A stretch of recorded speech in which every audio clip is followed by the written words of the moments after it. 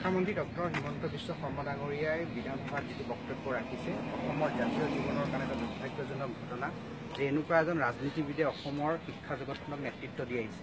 তেওঁ সম্পূৰ্ণ এটা অপৰাধ কৰিছে। পৰীক্ষাৰ যিটো গোপনীয়তাৰ পবিত্ৰতা থাকে সেইটো মুকলিভাৱে তেওঁ আজি প্ৰকাশ কৰিলে। দ্বিতীয় কথাটো হ'ল যে সেৱাক সামাজিকভাৱে সেৱা প্ৰতিপন্ন কৰি অভিভাৱক আৰু ছাত্ৰ ছাত্ৰীসকলৰ মাজত ইয়াৰ মোহভংগ ঘটাবলৈ এটা পৰিকল্পিত ষড়যন্ত্ৰ হিমন্ত বিশ্ব শৰ্মাৰ নেতৃত্বত হৈছে, যাতে সৰ্বভাৰতীয় পৰ্যায়ৰ শিক্ষা প্ৰতিষ্ঠানসমূহে অসমত অগ্ৰাধিকাৰ পাওক। কাৰণ তেওঁ তেনেকুৱা এটা সৰ্বভাৰতীয় দৃষ্টিভংগী ৰাজনৈতিক দৃষ্টিভংগীলৈ চলিব বিচৰাৰ কাৰণে অসমৰ জাতীয় স্বাভিমান থকা অসমৰ বিভিন্ন জাতি জনগোষ্ঠীৰ মাতৃভাষাৰ মাধ্যমত চলি থকা সেৱাৰ দৰে এটা জাতীয় অনুষ্ঠানক তেওঁ পৰিকল্পিতভাৱে ধ্বংস কৰাৰ ষড়যন্ত্ৰ কৰিছে।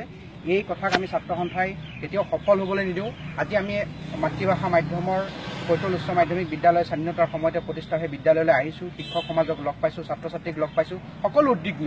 আজি সকলো উদ্বিগ্ন এনেকুৱা হঠকাৰী সিদ্ধান্ত লোৱাৰ কাৰণে, এনেকুৱা হঠকাৰী কথা বিধানসভাত কোৱাৰ কাৰণে। ইয়াৰ মাজত কিন্তু গভীৰ ৰহস্য সোমাই আছে, গভীৰ ষড়যন্ত্ৰ সোমাই আছে। এই ষড়যন্ত্ৰ আমি অসমৰ জাতীয় স্বাভিমান থকা প্ৰত্যেকগৰাকী ব্যক্তিয়ে সকলো দল সংগঠনে আমি প্ৰতিহত কৰিব লাগিব। কাৰণ সেৱা হৈছে আমাৰ জাতীয় এটা শৈক্ষিক অনুষ্ঠান। এই জাতীয় শৈক্ষিক অনুষ্ঠানটো আমি যিকোনো মূল্য বিনিময়ত ৰক্ষা কৰিব লাগিব। মাতৃভাষাৰ মাধ্যম ৰক্ষা কৰিব লাগিব, অসমীয়া মাধ্যমৰ বিদ্যালয়ক ৰক্ষা কৰিব লাগিব।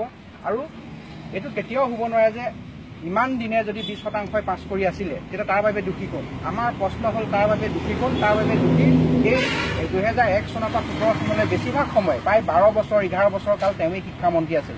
এতিয়া তেওঁৰ ওপৰত অপৰাধজনিত ঘটনা তদন্ত কৰিব লাগে, তেওঁৰ ওপৰত শাস্তিমূলক ব্যৱস্থা হ'ব লাগে, কাৰণ তেওঁ এই ঘটনাৰ নেতৃত্ব লৈ আহিছিলে। হয়, নিশ্চিতভাৱে ক'ব লাগিব আচলতে শিক্ষামন্ত্ৰীৰ মন্তব্য ইতিমধ্যে শিক্ষা জগতখনত তোলপাৰ লগাইছে। শিক্ষক সমাজৰ লগতে ছাত্ৰ ছাত্ৰীৰ মাজতো বিৰূপ প্ৰভাৱ পেলাইছে আৰু সকলো উদ্বিগ্ন হৈ পৰিছে। আৰু আজি কিন্তু শিক্ষামন্ত্ৰীগৰাকীয়ে সংবাদ মাধ্যমৰ আগত আৰু সদনত আন এটা কথা উত্থাপন কৰিছে। আপুনি যিহেতু গোপনীয়তাৰ কথা কৈছে, তেখেতে কৈছে যে এনে ধৰণৰ কাম যিহেতু হৈছিল তেওঁ কিয় মই গোপনীয় কৰি ৰাখিব লাগে, মই উদঙাই দিয়াটো কিবা ভুল হৈছে নেকি? সেই সন্দৰ্ভত কি ক'ব? প্ৰথম কথা, তেওঁ এটা গোকাত মিছা কথা কৈছে। তেওঁ শিক্ষামন্ত্ৰী আছিল, তেওঁ যেতিয়াও বিধানসভাৰ শীতকালীন গ্ৰীষ্মকালীন বাজেটকালীন বিভিন্ন অধিৱেশন হৈছিল তেতিয়াই ক'ব লাগিছিলে।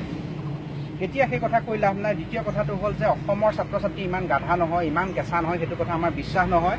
অসমৰ ছাত্ৰ ছাত্ৰী মাতৃভাষা মাধ্যমত পঢ়া ছাত্ৰ ছাত্ৰী কোনো কালো 20% পাছ কৰিব নোৱাৰে। সংখ্যা নিশ্চিতভাৱে ইয়াৰ খাতি হ'বই লাগিব। হয়তো গেছ দিয়াৰ এটা পৰম্পৰা বা কিবা কৌশল চৰকাৰত থাকিব পাৰে, কিন্তু ইমান শতাংশ 40-45% গেছ দি পাছ কৰা যিটো বিষয় তেওঁ কৈছে সেইটো আমি কোনো কাৰণে বিশ্বাস কৰা নাই।